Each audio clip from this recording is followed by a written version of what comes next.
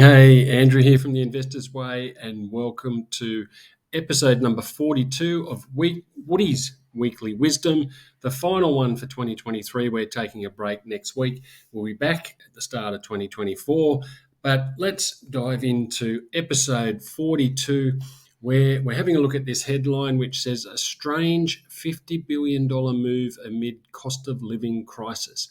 And I'm sure you're thinking, wow, what the heck is this strange move that this headline's talking about? Because that's exactly what I thought. And so basically, what this article is telling us is that despite the cost of living crisis, Australians have been stuffing money into super at record levels. And you might say, well, why is that such a big deal? Well, it is a big deal because obviously it's a great thing for people to be getting their money into super. But we're also being told that there's a cost of living crisis and that everybody's living on the edge. So how is it that they can be affording to put extra into their super? And that's where the article basically comes to a conclusion that it's not just the fact that there's more people employed, that the super guarantee percentage has been increasing. It can't just be those two things. And so as we scroll down, go past these graphs, but we look at these things and it says basically that for the first time ever, we've gone past the 50, I think it's billion, $50 billion, $50 billion in a quarter of money going into superannuation, which is just a phenomenal amount of money. And as you can see on the graph, it's quite evident here that it's hit that number for the first time. And like I said, they've done some analysis and basically said, well, employees are doing their bit because the guarantee has come up from 9.5 to 10.5 back from 2021. It's been a couple of increases since that point, but that's the comparison that they're making. Yes, there's more people have jobs, so we've been hearing that unemployment is low. So, that makes sense.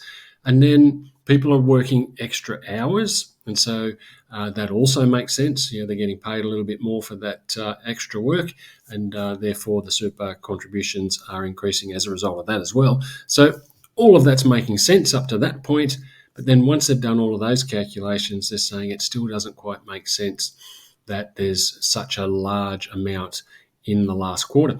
And so what the conclusion that they come to is that people are making the decision and the choice to put more money into their superannuation. They're taking that advantage of those tax benefits to get more money into super, which is a great thing. And when it comes to doing these weekly wisdoms and looking into how we can learn from the articles that are being written in newspaper articles and online articles, is that what can we take from this story? What can we get from the fact that people are putting more money into their super? And the fact is that money going into super is going in at heavily reduced tax rates, particularly for those people on the higher end of the tax scales.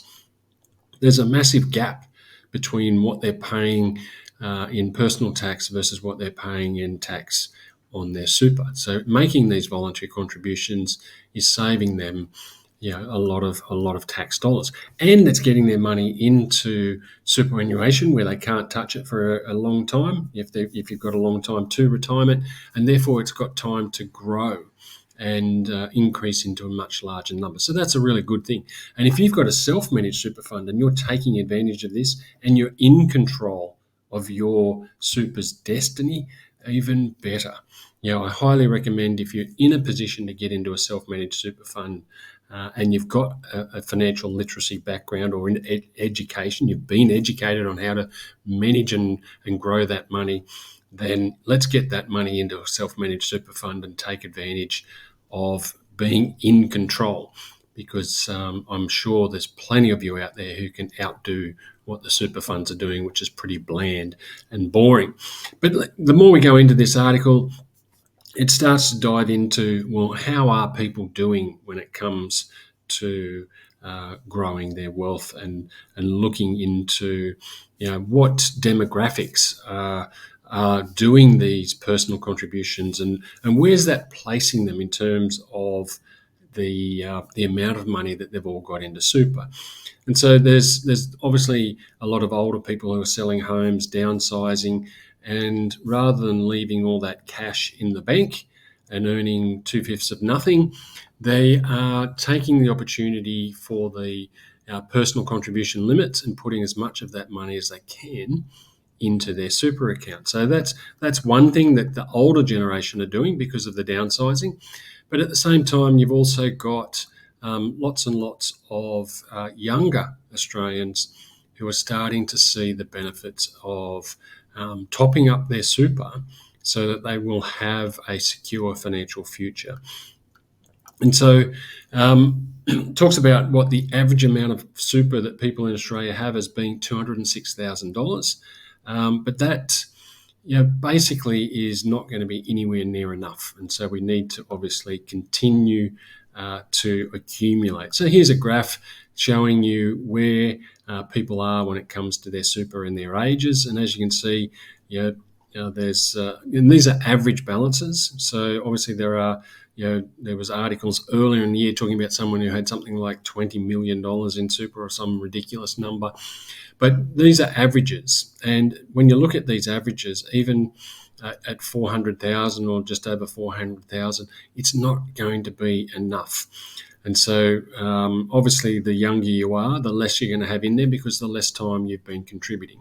And so, this graph makes sense in terms of what it's showing, but it also shows the glaring, fact that the older generation just does not have enough money in superannuation. So they can't just rely on their super to support their lifestyle in retirement. That's why I'm a huge advocate for getting an education on how to manage and grow your money as soon as possible so that you can be in a position to have not just your super money, but also money outside of your super fund growing for you so that you can support yourself when it comes to retirement. So that's a really glaring graph there that's telling a very strong story about the fact that most people, or on average, most people don't have enough when it comes to their super balance.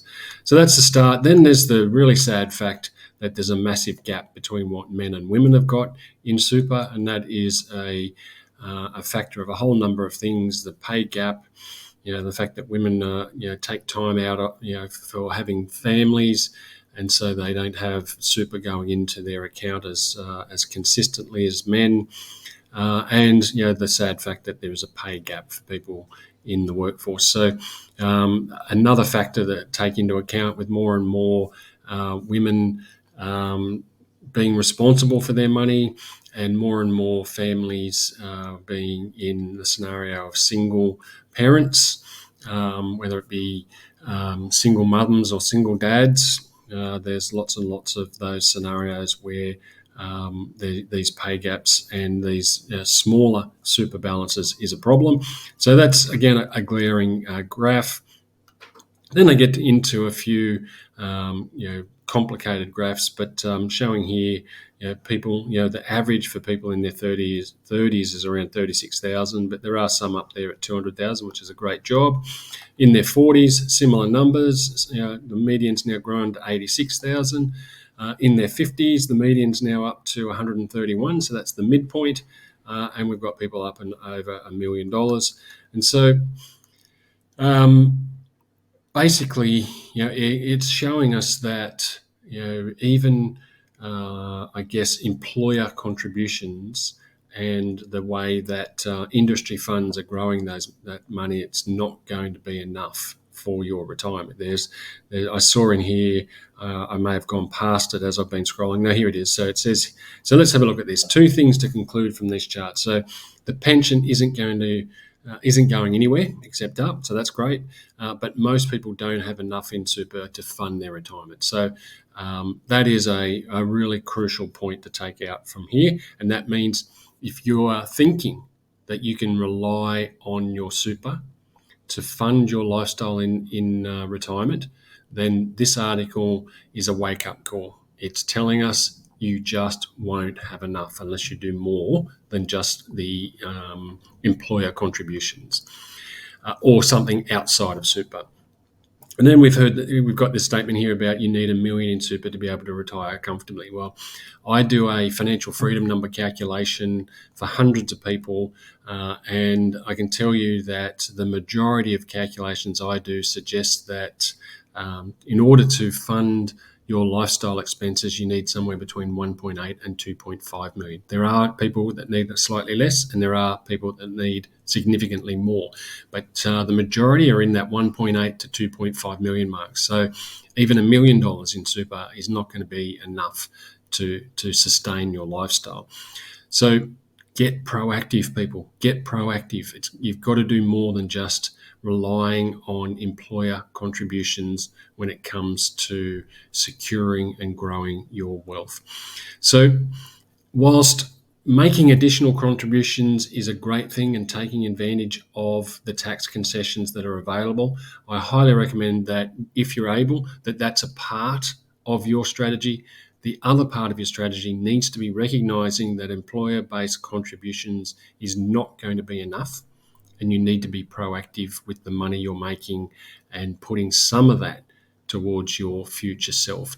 So with this final Woody's Weekly Wisdom for the year, the message is that for 2024, I want you to make it your priority to get a financial literacy education so that you can be growing your wealth, not just in your super fund and not just relying on your super fund, but by also taking proactive steps outside of your super fund to be able to have something on top of your super balance when you get to retirement that will support your lifestyle, because all those graphs we just saw suggest that for the average person, you're not going to have enough just in super on its own.